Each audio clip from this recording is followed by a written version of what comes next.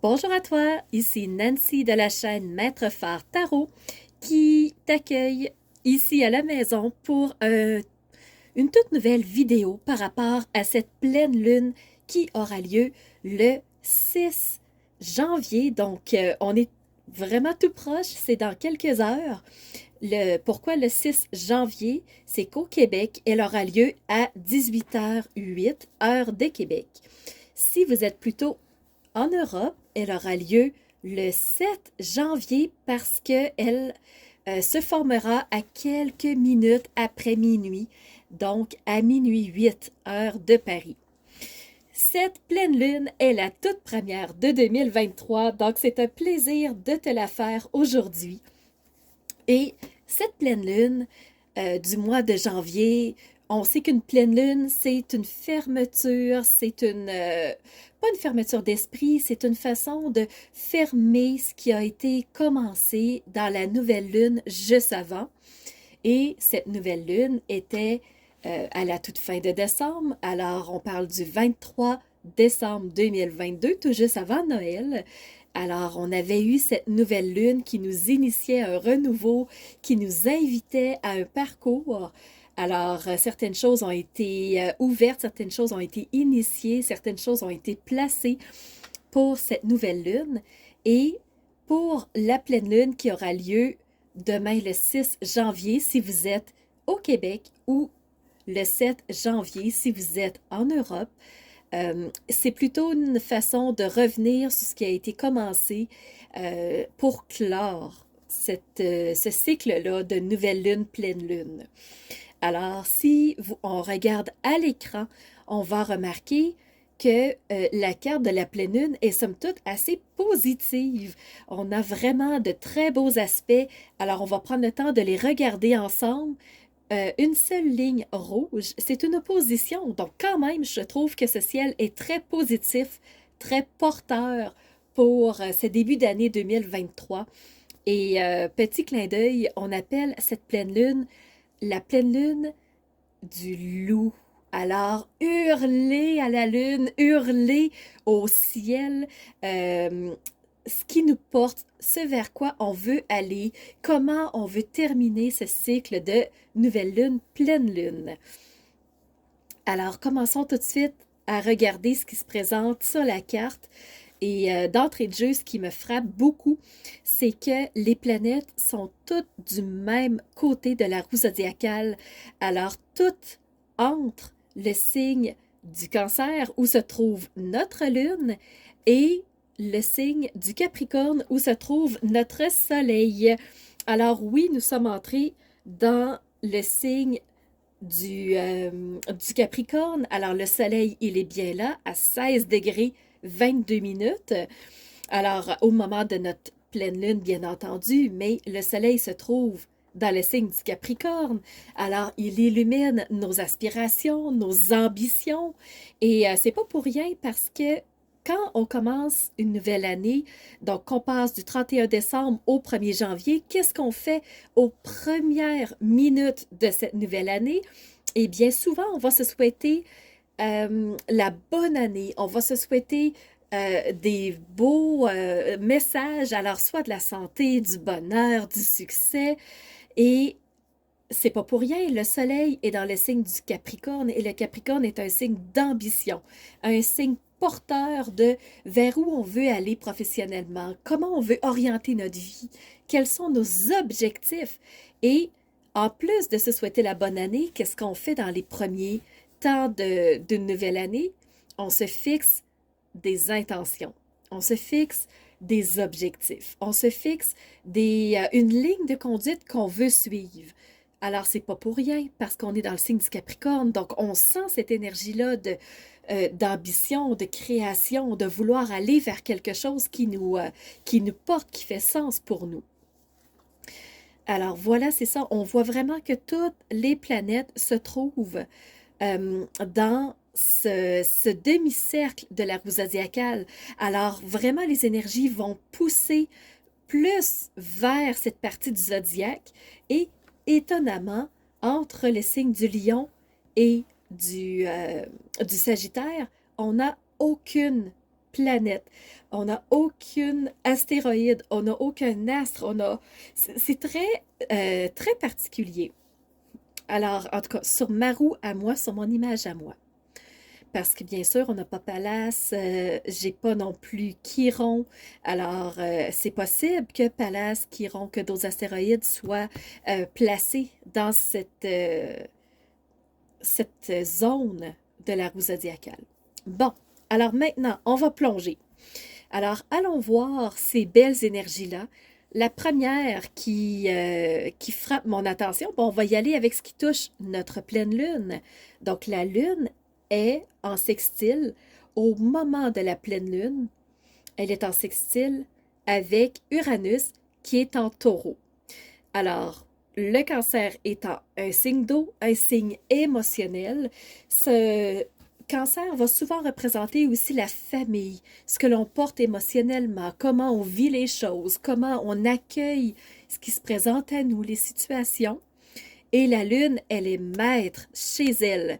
Elle est en cancer. Elle est dans sa zone. Elle est dans sa maison. Elle est maître. Alors, présentement, ça se peut qu'on ressente beaucoup de remous, beaucoup d'émotions, beaucoup au niveau de notre perception. C'est pas pour rien, c'est parce que la lune, elle est chez elle. Et en ce moment, elle est en sextile avec Uranus qui est en taureau. Le taureau, c'est un signe de terre, c'est un signe de vouloir être bien où on est, vouloir être bien dans ce qu'on est, vouloir être bien dans ce que l'on possède aussi. Et Uranus s'y trouve. Uranus, c'est une planète qui va représenter beaucoup les changements. Uranus, c'est qu'est-ce qui va changer pour nous. Et comme on est Uranus, comme elle se trouve dans une planète de bien-être, de vouloir être bien, de possession, d'être bien assis, d'être en contrôle de ce qui se passe, ça se peut que ça crée des remous parce qu'Uranus, c'est le changement qui peut être subi, qui peut être très rapide, qui peut être impressionnant, l'expression québécoise, on dit se retourner sur un dixaine. Donc, Uranus, qui est en taureau, c'est ça. Donc, le changement et les émotions se trouvent en bonnes énergies, c'est un sextile. Alors, ce changement va se faire en respect par rapport à ce qu'on vit, par rapport à ce qu'on ressent, par rapport à comment on perçoit les choses. Moi, c'est ce que je perçois, c'est que dans cette pleine lune, il va y avoir une cohérence entre les changements et l'émotivité. Par rapport, encore une fois, à cette pleine lune, on va aller voir maintenant du côté du soleil en Capricorne. Donc, le soleil a un beau trigone avec Uranus lui aussi. Donc, Uranus, il va vraiment être porteur, il va vraiment soutenir nos astres par rapport à cette pleine lune-là qui se présente à nos portes. Alors, le soleil, c'est tout notre côté identitaire, qu'est-ce qui nous porte, vers quoi on veut aller, qu'est-ce qui fait sens pour nous. Et Uranus, toujours ce changement-là. Donc, en Trigone, on a cette magnifique énergie-là qui va nous porter pour que le changement respecte qui on est, vers où on veut aller, qu'est-ce qui fait sens pour nous. Alors, vraiment, pour moi, cette pleine lune-là, c'est une lune de changement en cohérence avec ce qu'on ressent, avec qui on est. Uranus est aussi en beau trigone avec une planète qui est en conjonction avec le Soleil dans le signe du Capricorne, c'est Mercure. Donc, Mercure, cette planète de la communication, dire qui on est, dire ce qui est important pour soi, communiquer ses messages à l'entourage, donc qui est dans le signe du Capricorne, à 17 degrés. Et chose qui est très importante à tenir en compte, c'est que Mercure est rétrograde en ce moment. Ce qui veut dire que il peut y avoir des remous, des reflux, des soubresauts dans notre communication. Le message sera peut-être pas nécessairement toujours clair, toujours bien perçu. Peut-être qu'on ne sera pas nécessairement sur la même longueur d'onde. Peut-être que les ondes du message ne seront pas bien portées avec ce Mercure qui est rétrograde. Mais, somme toute, ce qui est important de tenir en compte, c'est que cet Uranus Donc, ce changement-là, il est en trigone avec Mercure. Donc, le changement va quand même respecter le rythme de Mercure. Et puis, on n'aura pas de changement peut-être cassant par rapport à la communication ou si jamais il y a un changement, ben, il va être en cohérence avec qui nous sommes. Il va être en cohérence avec ce qu'on ressent.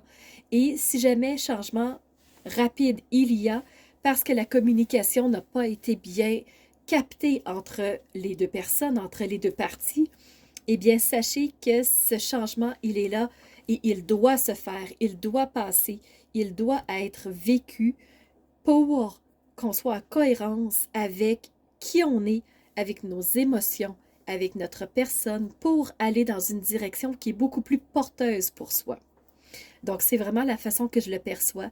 Et personnellement, j'ai goûté à cette médecine. J'ai vécu dernièrement quelque chose qui m'a fait prendre conscience que ça devait se faire pour que je puisse continuer à évoluer par rapport à qui je suis, par rapport à ce que je ressens, par rapport à comment je vois les choses. Alors, si ça peut vous aider aussi, si ça peut mettre un baume sur un événement qui peut être peut-être un peu plus difficile pour vous, sachez que le ciel vous porte, le ciel est là pour vous aider, malgré le fait que peut-être vos yeux vont le voir de façon négative, mais c'est quelque chose qui doit être fait. Ensuite, une autre belle énergie, tant qu'à être dans les trigones, on va y aller tout de suite avec ce magnifique trigone entre deux planètes qui se parlent souvent, donc entre Vénus et Mars. Mars est une planète d'action qui se trouve dans le Gémeaux. Au moment de la pleine lune, il est à 8 degrés et cette planète-là est rétrograde aussi. Donc 21 degrés d'arc, Mars est rétrograde, on le sait jusqu'à un certain moment. Donc on sait que Mars va être rétrograde jusqu'au mois de mars 2023. Donc la planète dans le mois de mars, retenons que Mars va être rétrograde jusqu'au mois de mars 2023. Alors, Mars, qui est cette planète de l'action, d'être poussé, c'est notre sève vitale qui nous amène dans une action. Mars étant présentement rétrograde, il s'adoucit. Alors, au lieu de faire des actions à tout casser, des fois de se lancer dans des directions sans trop réfléchir, au contraire, Mars, il est plus posé. Alors oui, il y a des actions qui vont se faire, mais de façon plus saine. Et en étant trigone avec cette Vénus, donc la Vénus qui est passée en Verseau, Verseau qui est un signe de euh, collectivité, donc un signe qui, humainement, on va essayer d'avancer ensemble, de voir les choses ensemble, de se soutenir un l'autre. La Vénus, c'est cette planète de l'amour, cette planète du bien-être, cette planète de la sensualité, donc tout ce côté de charme, de rondeur, de vouloir plaire, mais plaire à qui? Plaire à soi ou plaire à tout le monde? Donc ça ici, ça va être des questions à se poser. Et la Vénus, c'est un signe de plaisance, de vouloir aimer ce qu'on fait, de vouloir mettre de l'amour dans nos actions. Et c'est pour ça qu'il y a un beau trigone entre Mars et Vénus.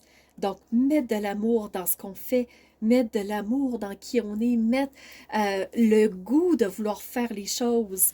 Alors, en ce début d'année où on se donne euh, des résolutions, des intentions, est-ce qu'on aime ce qu'on fait? Est-ce qu'on aime les actions que l'on pose? Donc, c'est important de vraiment prendre le temps de réfléchir à tous ces petits détails-là.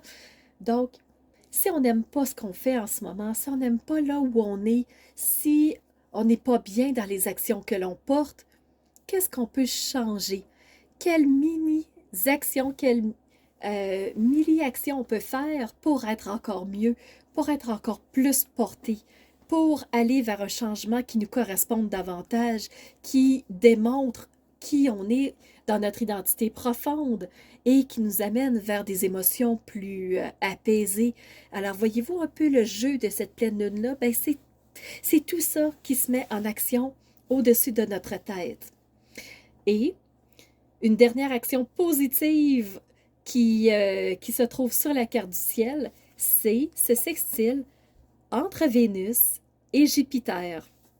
Vénus toujours dans un signe de collectivité qui est le Verseau, un signe porteur, un signe de vouloir aller vers mieux, aller vers plus grand, être plus confortable. Alors vraiment, cette Vénus va être en sextile avec Jupiter qui vient tout juste de passer dans le signe du Bélier. Donc le Bélier, c'est un signe de tête, un signe fonceur et le maître du Bélier, c'est Mars. Mars qui est présentement en sextile avec sa propre maison. Donc, on sait qu'il va y avoir quand même des énergies qui vont être senties par le Bélier et qui vont être propulsées vers ce Jupiter. Le Jupiter, c'est cette planète qui fait croître, cette planète qui fait grandir ce qui est important pour soi. Ce qui est en... Le Jupiter, quand il fait briller quelque chose, il le fait croître, il le fait grandir. Ça peut être soit de façon positive ou de façon négative. Et là, Jupiter a les yeux sur Vénus. Alors, il fait croître cette Vénus-là, il fait grandir cette Vénus-là, il lui fait... Vraiment, il lui donne un pouvoir encore plus fort à ses actions à elle, à sa couleur à elle. Et Vénus, je vous le rappelle, est dans ce signe du Verseau. Alors, Vénus, elle est juste à côté du Capricorne, donc elle ne donnera pas nécessairement de grosses couleurs au Capricorne, mais ceux qui sont dans des signes d'eau, donc Verseau comme elle, donc, c'est pas vrai.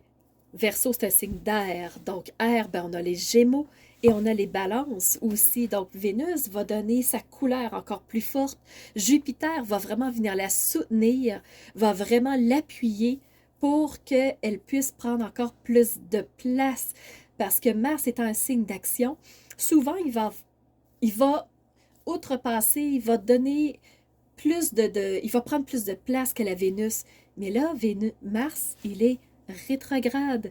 Mars, il est atténué, ce qui donne de, plus de place à la Vénus. Donc, il est temps pour elle de s'exprimer encore plus fort.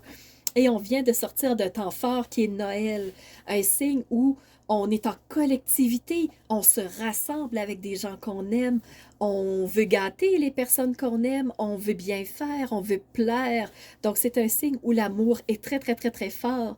Alors, Vénus est encore baignée de cette couleur d'amour-là, de ce sentiment de vouloir protéger, de vouloir plaire, de vouloir soutenir les gens qu'on aime. Alors, vraiment, la pleine lune va prendre toute cette symbolique-là. Alors, il est temps pour nous de hurler ce qu'on veut, comment on veut impacter cette nouvelle année 2023-là. Alors voilà, je ne prends pas plus de votre temps. J'espère que le message va vous avoir plu. Donc, c'était vraiment côté astrologique pur pour moi, Maître Phare Tarot aujourd'hui. Et n'hésitez pas à me faire signe si vous voulez que j'éclaire votre signe au point de vue du tarot. Donc, pour le moment, je ne l'ai pas fait, mais dites-moi si ça vous intéresse et je verrai ce que je peux mettre en place par la suite pour vous. Alors, je vous remercie d'avoir été présent. Merci de me soutenir en mettant un like. Donc, ça manifeste que vous avez aimé ce que je fais, ce que je vous partage avec cœur. Et c'est toujours un plaisir pour moi de vulgariser cette astrologie donc, qui se présente au-dessus de notre tête. Surtout, je vous remercie parce que je suis Maître Phare, donc d'être ce phare, ce pilier de lumière qui ancre cette lumière en vous, qui vous êtes. Donc, votre soleil à vous pour illuminer votre intérieur, pour renforcer qui vous êtes, pour être encore plus stable et pour ensuite faire jaillir cette lumière vers l'extérieur. Alors, c'était Nancy, Maître Phare, qui vous dit à bientôt pour une toute nouvelle vidéo.